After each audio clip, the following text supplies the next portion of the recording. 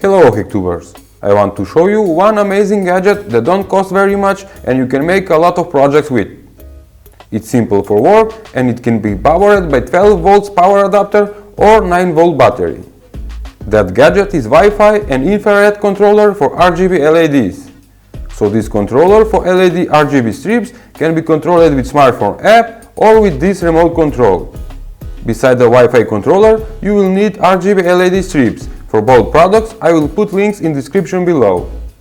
In next minutes you will watch 3 projects that I have made with Wi-Fi RGB LED controller, and those are older video hacks. And don't be a hater and dislike the video because I make a video compilation of older projects. Thank you and enjoy watching.